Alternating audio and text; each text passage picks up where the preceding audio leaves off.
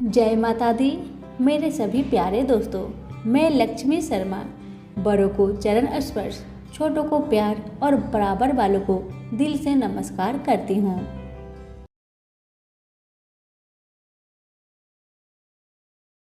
गणेश महाराज की जय। आज जेठ अमावस्या व्रत में सुने गणेश भगवान की कहानी। कहते हैं किसी भी पूजा व्रत या कथा के दौरान गणेश जी की कथा सुनना आवश्यक होता है। विघ्नहर्ता गणेश अपने भक्तों की कठिनाई को दूर करते हैं और उन्हें मनोवांछित फल प्रदान करते हैं। तो प्रेम से बोलिए गणेश भगवान की जय। कथा को पूरा सुनिए और दूसरों को भी शेयर कीजिए। एक दिन भगवान भोलेनाथ स्नान करने के लिए कैलाश पर्वत से भोगवती गए। महादेव के प्रस्थान करने के बाद माँ पार्वती ने स्नान प्रारंभ किया और घर में स्नान करते हुए अपने मैल से एक पुतला बनाकर और उस पुतले में जान डालकर उसको सजीव किया। पुतले में जान आने के बाद देवी पार्वती ने पुतले का नाम गणेश रखा। पार्वती जी ने बालक गणेश को स्नान करते जाते वक्त मुख्य द्वार पर पहरा देने के लिए कहा।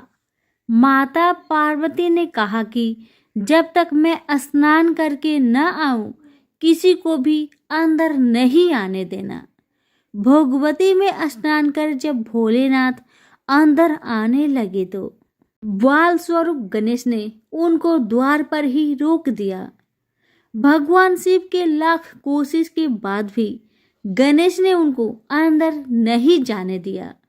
गणेश द्वारा रोकने को उन्होंने अपना अपमान समझा और बालक गणेश का सिर धड़ से अलग कर वे घर के अंदर चले गए। शिव जी जब घर के अंदर गए तो वे बहुत क्रोधित अवस्था में थे। ऐसे में देवी पार्वती ने सोचा कि भोजन में देरी की वजह से वे नाराज है, इसलिए उन्होंने 2 थालियों में भोजन परोसकर उनसे भोजन करने का निवेदन किया। 2 थालियां लगी देखकर शिवजी ने उनसे पूछा कि दूसरी थाली किसके लिए है। तब पार्वती जी ने जवाब दिया कि दूसरी थाली पुत्र गणेश के लिए है जो द्वार पर पहरा दे रहा है। तब भगवान शिव ने देवी पार्वती से कहा कि उसका सिर मैंने क्रोधित होने के वजह से धड़ से अलग कर दिया है। इतना सुनकर पार्वती जी दुखी हो गई और विलाप करने लगी। उन्होंने भोलेनाथ से पुत्र गणेश का सिर जोड़कर जीवित करने का आग्रह किया। तब महादेव ने एक हाथी के बच्चे का सिर धड़ से काटकर गणेश के धड़ से जोड़ दिया। अपने पुत्र को फिर से जीवित पाकर माता पार्वती अत्यंत प्रसन्न हुई। किसी समय नर्मदा नदी के तट पर माता पार्वती और भगवान शिव चौपर खेल का आनंद ले रहे थे। खेल में निर्णायक की भूमिका के लिए भगवान शिव ने मिट्टी का एक पुतला बनाया और उसमें प्राण डालकर जीवित कर दिया। भगवान शिव ने उस बालक को आदेश दिया कि वह विजेता का फैसला करेगा। माता पार्वती और शिव खेल में व्यस्त हो गए। माता पार्वती और भगवान शिव के बीच में 3 बार चौपर का खेल हुआ, जिसमें माता पार्वती जीत गई, लेकिन बालक ने भगवान शिव को विजेता घोषित कर दिया। बालक के फैसले पर माता पार्वती बहुत क्रोधित हुई और उन्होंने बालक को श्राप दे दिया, जिसके बाद बालक ने माता पार्वती से क्षमा मांगते हुए कहा कि भूलवश हो गया, जिस पर माता पार्वती ने कह दिया कि दिया हुआ श्राप वापस नहीं होगा। हालांकि माता पार्वती ने बालक को श्राप से मुक्ति के उपाय बताए। बालक द्वारा माता पार्वती से श्राप मुक्ति का उपाय पूछने पर उन्होंने कहा कि भगवान गणेश की पूजा के लिए नाग कन्याएं आएगी, तब उनके कहे अनुसार व्रत करना होगा, जिसके बाद श्राप से मुक्ति मिल जाएगी। वह बालक कई वर्षों तक श्राप से जूझता रहा। एक दिन भगवान गणेश की पूजा करने के लिए नाक करने आए, जिससे बालक ने गणेश व्रत की विधि पूछी और सच्चे मन से भगवान गणेश की पूजा करने लगा।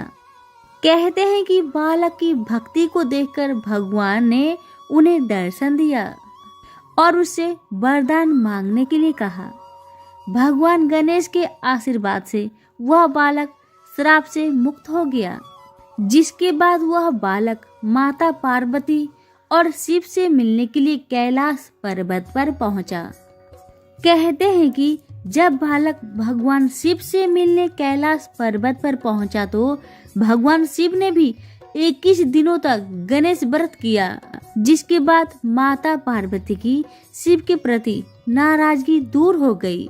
भगवान शिव ने माता पार्वती को गणेश व्रत की विधि और महिमा के बारे में बताया। सभी प्रेम से बोले गणेश जी की जय हो। एक गांव में एक गरीब बूढ़ी माई रहती थी। बूढ़ी माई गणेश भगवान की बहुत बड़ी भक्त थी।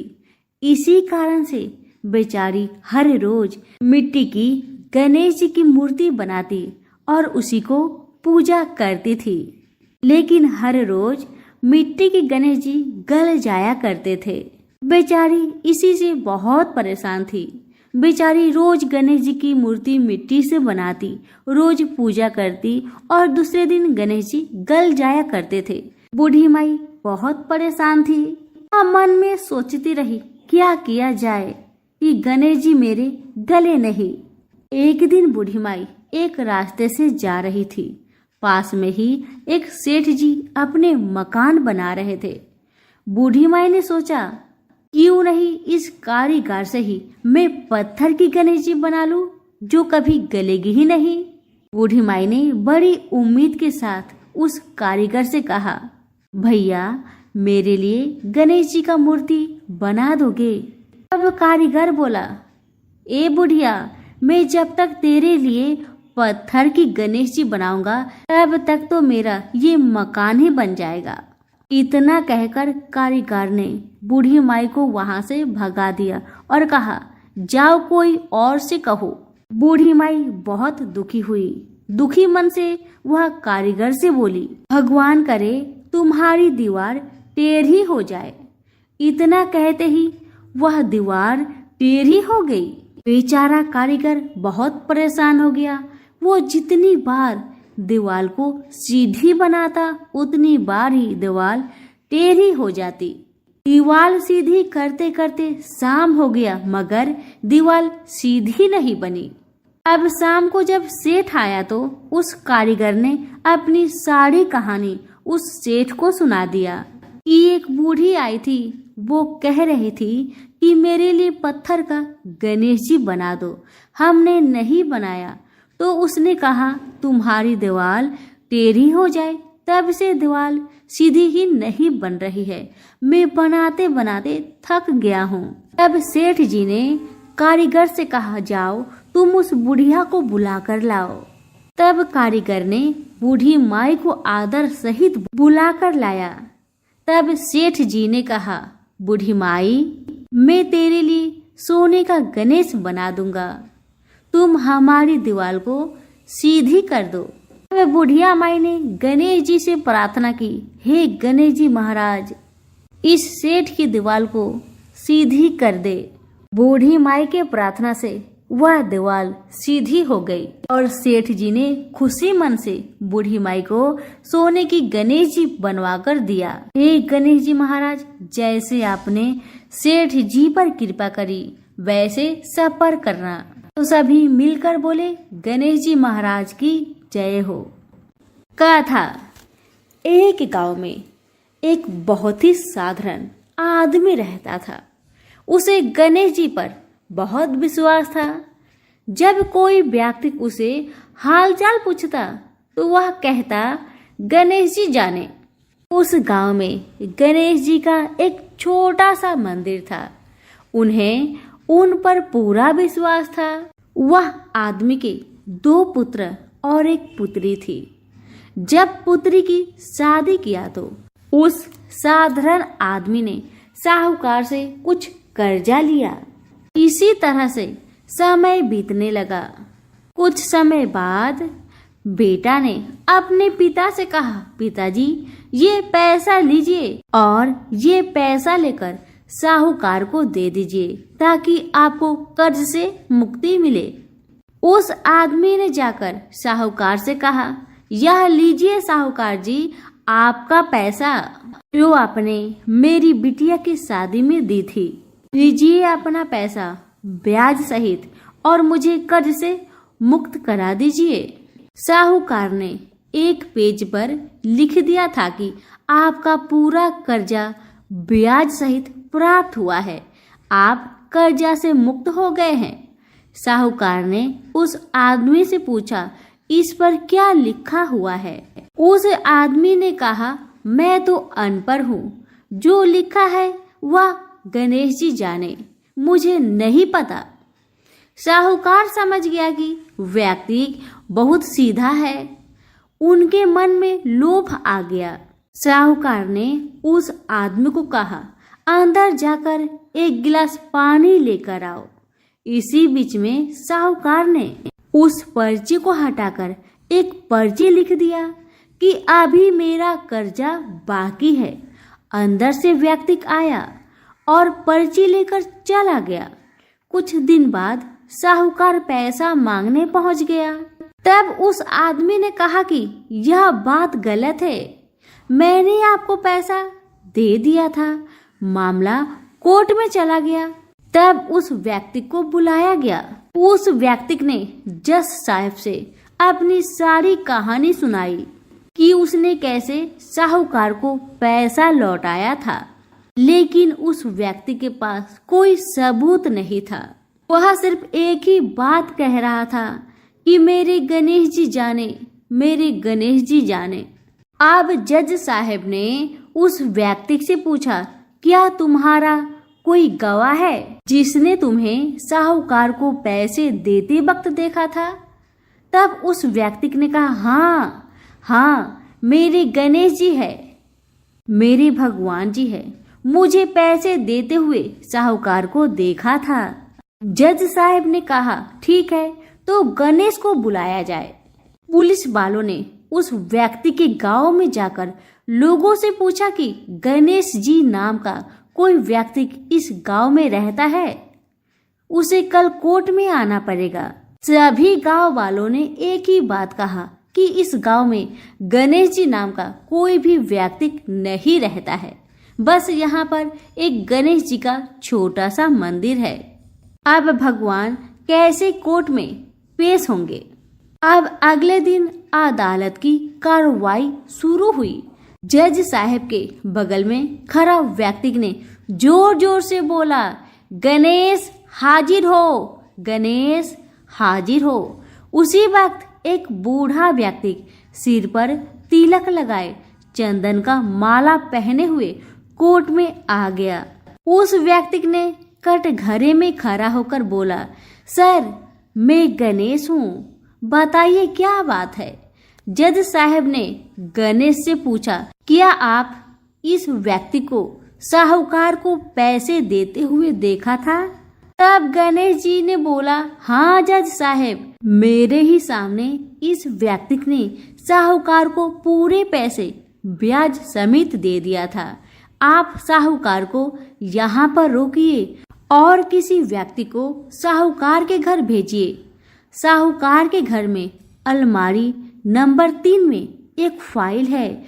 उस फाइल के 22वें पेज पर वही पर्ची रखा हुआ है जिसमें लिखा है कि यह व्यक्ति ने ब्याज समेत पैसा दे दिया था।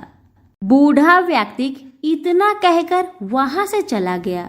कुछ देर बाद सिपाही वापस आया और जज साहब को एक पर्ची दी। यह पर्ची जिसमें लिखा हुआ था कि पूरा पैसा ब्याज समेत मिल गया।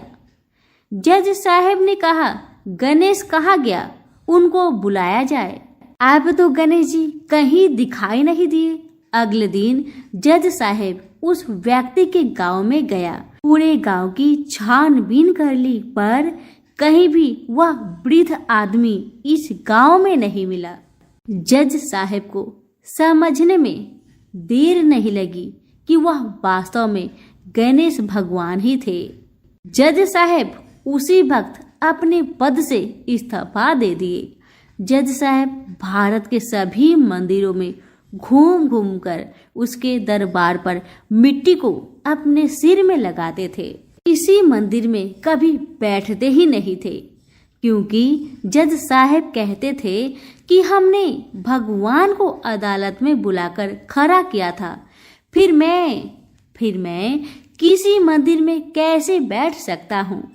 इस तरह जज साहब काफी बदल गए और गणेश जी की बहुत बड़ा भक्त बन गए। तो सभी प्रेम से बोलिए गणेश भगवान की जय हो। हे गणेश जी महाराज, जैसे आपने उस व्यक्ति का साथ दिया, वैसे ही मेरी इस कहानी को सुनने वाले पर, कहने वाले पर, हुक्कारे भरने वाले पर, सभी के परिवार पर अपनी कृपा बनाए रखना।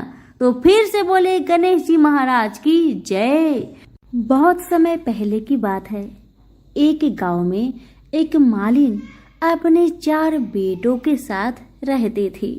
उस मालिन की पति की मृत्यु हो चुकी थी और उसकी सास उसे बहुत ताने मारती थी, दिन रात बातें सुनाया करती थी। इसी तरह दुख से जीवन बीतने लगा। एक दिन की बात है, सास ने मालिन और उसके 4 बेटे को घर से निकाल दिया। मालिन और उसके 4 बच्चे चलते चलते जंगल में एक पेड़ के नीचे बैठ गए और उसी से थोड़ी सी दूर में एक गणेश जी का भव्य मंदिर था। लोग वहां भगवान के दर्शन के लिए आते, पूजा पाठ करते, प्रसाद चढ़ाते और लोगों को बांटते थे और मालिन और उसके बच्चे को प्रसाद दे जाते थे और उसी प्रसाद को खाकर मालिन और उसका बच्चे का गुजारा चल जाता था। एक दिन मालिन ने सोचा, अगर हम मंदिर के बाहर फूलों की माला बेचेंगे या कुछ फूल बेचेंगे तो हमारी कमाई भी हो जाएगी और हमारा गुजारा भी हो जाएगा।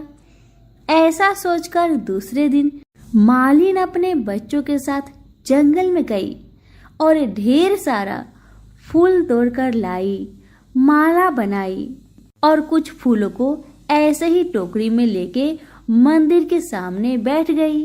अब तो उनकी बिक्री अच्छी होने लगी। इतना आमदनी होने लगा कि उन्हीं पैसे से उन लोगों ने एक छोटा सा दुकान और घर खरीद लिया।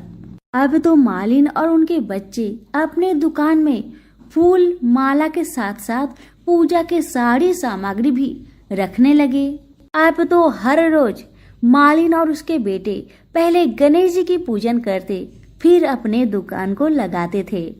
इस कारण मालिन और उसका बेटा पर गणेश जी का बहुत कृपा था। उसी मंदिर में एक राजकुमारी गणेश जी के दर्शन को रोज आया करती थी। उसने जब मालिन के बेटे को देखा तो उसे मालिन का बेटा पसंद आ गया, क्योंकि मालिन का बेटा बहुत सुंदर था। अब राजकुमारी महल में जाने के बाद अपनी भाभी से कहने लगी, भाभी मुझे एक लड़का पसंद आ गया है, मैं उसी से विवाह करूंगी। तब भाभी ने कहा, वो लड़का कहाँ रहता है, उसका घर कहाँ है? तब राजकुमारी ने कहा, वह लड़का पास ही में जो गणेश जी का मंदिर है वहीं पर उसका छोटा मोटा फूल का दुकान है, जिसमें वह लड़का और उसकी माता फूल और पूजन की सामग्री बेचा करते हैं। यह सुनकर उसकी भाभी ने कहा, ऐसा कैसे हो सकता है? एक छोटा मोटा फूल बेचने वाले से तुम्हारा शादी कभी नहीं हो सकता। तुम्हारे पिताजी एक राजा है और वह इस विवाह की मंजूरी कभी नहीं देंगे। पर राजकुमारी ने मन ही मन में सोच लिया था, विवाह करेगी तो उसी लड़के से करेगी, अन्यथा नहीं करेगी। अब उसकी भाभी ने राजा को सारी बात बताई वह इस विवाह के लिए राजी हो गए। गणेश जी के आशीर्वाद से दोनों का विवाह धूमधाम से की गई। मालिन ने सबसे पहले वर वधू को गणेश जी का दर्शन कराकर उनका आशीर्वाद दिलाया। दूसरी तरफ मालिन की सास को खाने के लिए लाले पड़ गए थे। बेचारी ढूंढते हुए उसकी दुकान पर आई और उसके बेटे से बोली कि मुझे काम पर रख लो, मैं तुम लोगों का सारा काम कर दिया करूंगी। मालिन का बेटा अपनी दादी माँ को पहचान नहीं पाया और काम पर रख लिया। कुछ ही समय बाद मालिन भी वहाँ आई और अपनी सास को वहाँ देखा तो उसके बेटे ने बताया कि मैंने इनको काम पर रखा है। मालिन बोली, सासू जी, यह आपका पोता है और ये दुकान आपकी ही है। आप तो पोते को आशीर्वाद दो और सुख भोगो। अब सासू माँ ने अपने बहू बेटे से माफी मांगी। अब सब सुखपूर्वक रहने लगे। सभी प्रेम से बोले गणेश भगवान की जय।